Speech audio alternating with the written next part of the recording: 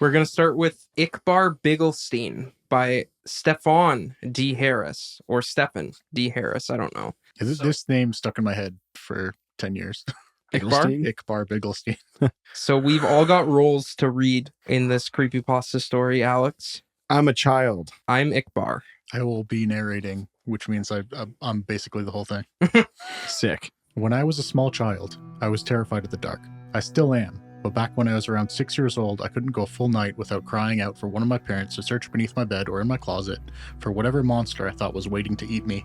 Even with a nightlight, I would see dark shapes moving around the corners of my room or strange faces looking in on me from my bedroom window. My parents would do their best to console me, telling me that it was just a bad dream or a trick of the light, but in my young mind, I was positive the second I fell asleep, the bad things would get me. Most of the time, I would just hide under the blankets until I became tired enough to stop worrying, but even every now and then, I would become so panicked that I would run screaming into my parents' room, waking up my brothers and sisters in the process. After an ordeal like that, there would be no way anyone would be getting a full night's rest. Eventually, after one particularly traumatizing night, my parents have had enough. Unfortunately for them, they understood the futility of arguing with a 6-year-old and knew that they would be unable to convince me to rid myself of childish fears through reason and logic.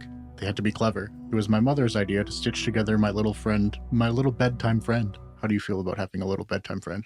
I don't particularly like it. You don't like having a bedtime friend? Yeah. He wants a big one. He wants a real one. Yeah. Well, there's a little picture attached to this as well. I just want you to imagine that's his little bedtime friend. Weird.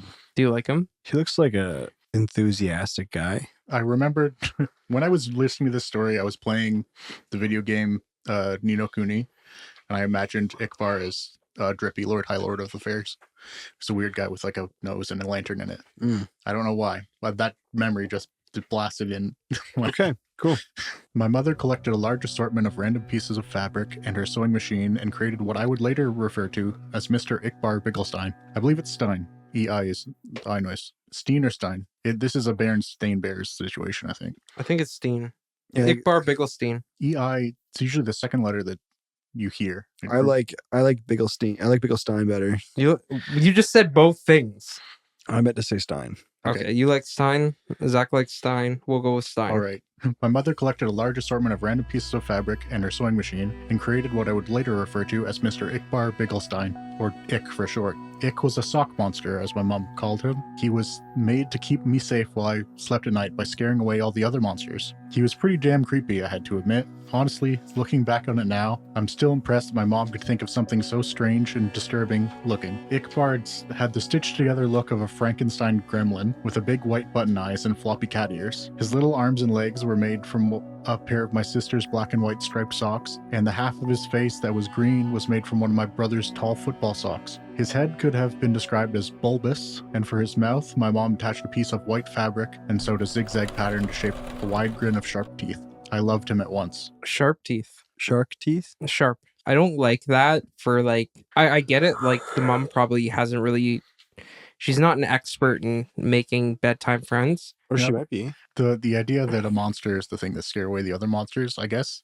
Oh, That's what it said. Monsters scares away the other monsters. I actually really like that concept. Like you have a monster friend to help you with other monsters. So a scarecrow is. Well, but it's not a crow. It's meant to scare crows. Yeah, because crows don't know if a person was watching them steal, they'd get shot.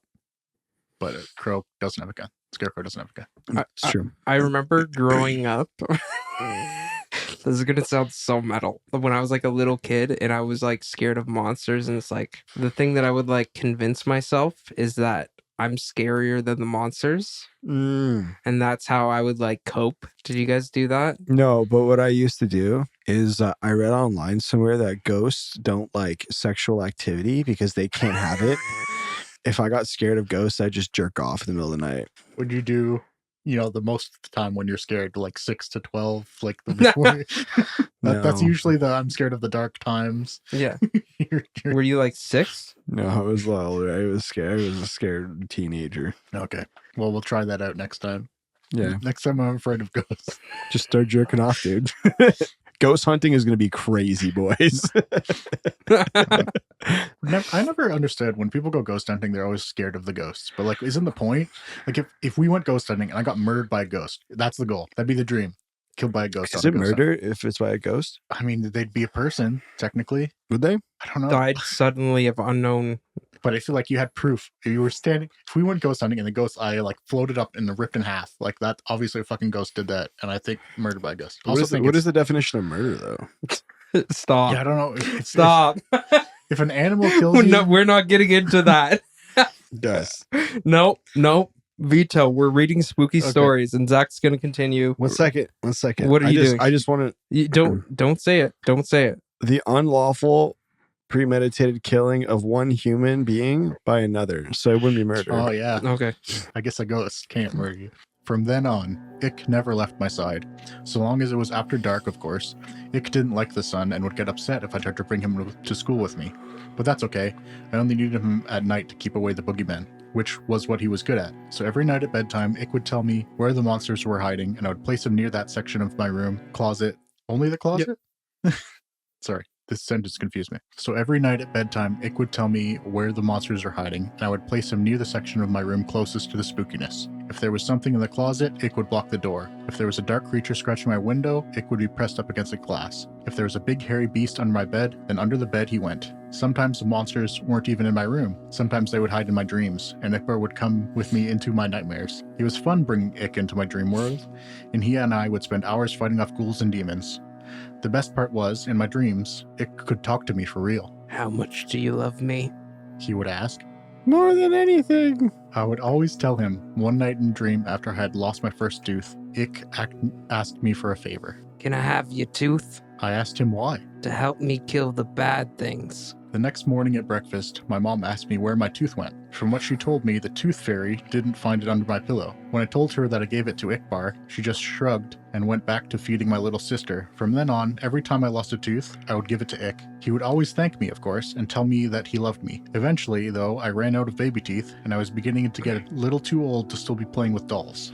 So Ick just sat there on my bookshelf collecting dust, slowly fading away from my attention. So this is like a weird thing. Like as a kid, like I never, I don't know about you guys, but I never had like a fictional character in my head that I would like talk to. I did. And like, would it respond in your head? I had an imaginary friend. He was named Summer Sausage. I never had an imaginary friend. I was a really chubby kid. Me neither.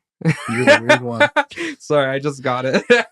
But would it respond to you? Like, I don't know. Would you feel like it did in a comprehensible way to you? Maybe. I was really young. So not no is what Alex is saying. Yeah. I never had an imaginary friend. And even like I have to try pretty hard to visually imagine something. I usually don't. Like unless it's important to remember something, visually isn't. I can like if I get into a certain way, like a certain state where I'm like focusing on my breathing, like trying to relax, I like put myself in a zone, I can like, I kind of have like things come to me and like in a way I can like imagine it in my mind visually. I can do that, but like a response that like from something else, I would just think I'm crazy. Mm-hmm. Do you ever like talk to yourself though? Like ask yourself questions and answer them like out loud and stuff like that? Like the only thing I ever ask myself is what am I doing? But usually that jogs my memory.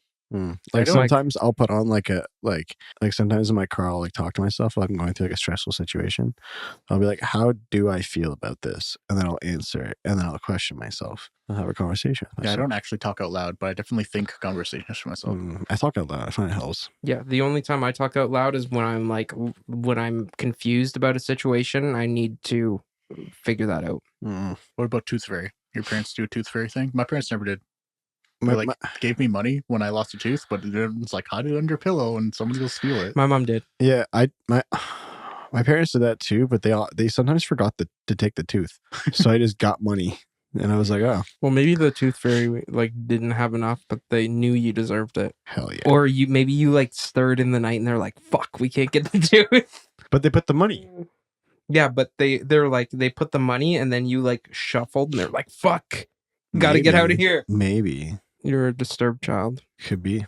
Over time, the nightmares, however, became worse than ever, so bad that they even began to follow me into the waking world, terrorizing every dark corner or rustle in the bushes. After one particularly bad night, biking home from a friend's house where I swore a pack of rabid dogs were chasing me, I got home to find something strange waiting for me in my room.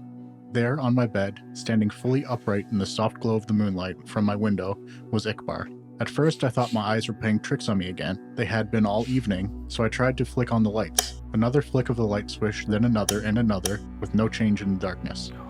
It was then that I started to get nervous. I backed away slowly towards the door behind me. You know what's something crazy about that? I know that like I'm having a nightmare or like a bad dream when I go to like in my dream, I'm present and I understand it. And I'm like, something seems off. Why are the lights off? And I go to flick on the light and the light doesn't come on. And that's when I know in my brain that I'm having a bad dream. I always said before, I never remember my Crazy. dreams. That's crazy. I remember so many dreams. So unclear if I've ever had a nightmare. I have. I've had good dreams and bad dreams. That's cool. I backed away slowly towards the door behind me, my eyes never leaving the shape of Ick's silhouette. My hand awkwardly outstretched behind, reaching for the doorknob. I was just about to get my ass out of there when I heard the door slam itself shut, locking me into the blackness. In nothing but shadows and silence, I stood frozen in place, not even breathing. For how long, I can't say, but after what felt like a lifetime of cold fear, I heard a shrill, familiar voice. You stopped feeding me, so why should I protect you? Protect me from what? Let me show you. I blinked once, and everything changed. I wasn't in my bedroom anymore. I was somewhere else. It wasn't hell, but the comparison wasn't far off. It was some sort of forest, a horrible nightmarish place, where partial embryonic abortions hung from the canopy, and the ground swarmed with carnivorous insects. A thick fog wafted through the air, and with a stench of rotting meat, chartreuse lightning flashed across the night sky. In the distance, I could hear the agonizing screams of something not quite human. My head throbbed like it was about to explode. The pain forcing out a river of tears. In my mind, I heard his voice again. This is what your reality would become without me. I felt earth-shaking footsteps approaching fast. I'm the only one who can stop it. It was behind me now, huge and angry, hot breath across my back. Bring me what I need and I will. I woke up before I could turn around. The following day, I raided my parents' closet for my brother's baby teeth, giving them all to Ickbarr. Almost immediately, the night terrors ceased, and it was more or less able to go about my life as normal. From time to time, I would sneak into my little sister's room and snatch what was meant for the tooth fairy, or strangle one of the neighborhood cats to pry out its sharp little incisors. Fuck. That was a jump. Yep, that's an escalation. All right. Oh my god. Yeah, I would take my baby sister's teeth as they fell out. I'd kill a couple fucking animals, You know, maybe I don't know when this was written. They're eating the cats. It was like early 2000s, probably. Probably the odds, yeah. Yeah, so like there was an Amazon. Yeah. I don't even buy. Actually, people probably fucking sell teeth on I was Amazon. just like, can you fucking do that? Oh yeah. Show an Amazon listing of teeth. But he can talk to it, so he could ask if it's good enough, even if it wasn't like maybe other. You could definitely order animal teeth on Amazon. Mm-hmm. So if this was your reality, you could make it work. Anything to ward off the visions. Anything from a shark tooth necklace to a cavity-ridden bicuspid. I also began to notice that Ick would move about my room whenever I left for any length of time, rearranging my stuff and hanging additional curtains. He was even beginning to look more lifelike. Somehow, in the right light, his teeth would glisten, and he was warm to the touch. As much as he creeped me out, I couldn't work up the courage to destroy him, knowing perfectly well where that would leave me. So I went on collecting teeth for Ick throughout all of high school and college. The older I got, the more things I would learn to fear, the more teeth Ick would need to keep me safe. I'm 22 now, with a decent job, my own apartment, and a set of dentures. It's been almost a month since Ick's last meal, and the horrors are starting to crowd around me once more. I took a detour through the parking garage after work tonight, found a man fumbling with his car keys. His teeth were stained yellow from a lifetime of cigarettes and coffee. Even still, I had to use a hammer to get out the molars. When I got back to my apartment, he was waiting for me. On the ceiling, in the corner, 2 white eyes, and a mouth of razors. How much do you love me? Is he not? He's not like 22 now? Yeah. More than anything. I replied, taking off my coat. More than anything in the world. That's Ickbarr Bigelsteine. Oh, okay. That was kind of freaky. It was a little better, yeah. A little like I didn't remember the specifics, but I remembered a kid that got a imaginary friend that ate his teeth. It's crazy how you like killed somebody to like take their teeth. Like, I personally would just like, if this was my reality, I would just be like, I'm going through school to be a fucking dental hygienist or some shit like that, you know? He was only 22. I don't think you can be a Sure you actually can. Dental Yeah, hygienist at 22? Absolutely you can. Yeah, like where you can definitely keep the teeth. Well, you know, well, you wouldn't tell them. yeah. I mean, I feel like that's Yes. less like, you know, aggressive than just killing people for their teeth. Well, we've been killing animals for like 5 years at that point. Yeah, Yeah, I'm just saying. you would need to basically, because like a dental hygienist is like a hygienist is like I think it's a 2-year college program here, Maybe. but There'd have to it's- be like the surgeries though to get the teeth. yeah, but they put them somewhere in the building. Yeah. Yeah, I guess. And you get your foot in the door, and And then like, your if- hand in the teeth bin, you know? yeah. Imagining just a garbage bill full of teeth is upsetting. Well, they put them like you'll be there while the doctor is performing. Would they? Hygienist? Maybe an assistant, a dental assistant. I don't know. Anybody Either way. anybody watching this is a dental hygienist. Tell me what they do with the teeth. Yeah. Well, they usually give them back, Yeah. but That's true. they usually put them in one of those little teeth chests. I guess you could be like, could I have it? Which would make you seem really fucking weird, but also worth, I guess, in your situation. Yeah. Where else do you think you could just get teeth? Amazon, Yeah. eBay. Yeah. Or like work at like the fucking morgue. Like become Mhm. like a Yeah. mortician, you know? That You one know? would be a longer career path, though. I don't think it would be. If to be a mortician, just to work in a morgue, like a funeral director or something like that. I think so. I think, or like you're like, you know, it's Work at like a crematorium. I feel like there's education needed for that. Why? You're not going to hurt anyone. No, you're not, but like it's still a little more delicate than working with teeth. Or like work at like a graveyard. Yeah, yeah. If you're like security at a graveyard, Yeah. dig up a grave. A grave or two a night, you know? Take some teethers home. Oh, did you hear there's like a controversy thing? One graveyard in somewhere in the States like said like we're closed after hours. You have to pay a fee to get a membership card to get in after hours. And That's people are fucked. like, I want to fucking pay to visit my dead relative. It's like, well, you can come during open hours. It's like, that's fucking weird. I But kind of get it. also, yeah, maintenance costs for those places when it's like one purchase. If people have a membership, that means that they have staff Mhm. to check said membership. I don't know. I don't want I don't know. I just come during opening hours. It's not like they're going to go anywhere. All right. Do we want to go to the next spooky? Okay. I think we'll do the palate cleanser. We're the reading, palate cleanser before the really. I only have 2 papers. Yeah, the other one. That one's right. You didn't read that one yet. No, I know. No, I'm just saying, yeah, I'm just saying you- I only have 2. You guys, Yeah. there's 3 stories. You'll get the third. That was Mhm. Ickbarr. Do you like my Ickbarr, by the way? It was all right. It sounded monstery. It sounds like you, but smoked since you were 12. It sounds like I could you. imagine that voice is made by somebody made of socks. Yeah. Well, yeah. It sounds like AJ, but AJ with a hint of Marge Simpson. Old Marge Simpson, where she had the awful, or her mom. I was going for like Danny DeVito. Oh. Hmm. Danny DeVito. That's what I pictured. I remember being at MagFest, and then there was a shrine to Danny DeVito, and I thought Danny DeVito died, but he didn't die. Thank you for watching. If you have any good creepypastas for us to read, let us know. Goodbye. Like, subscribe, buy merch. There you go.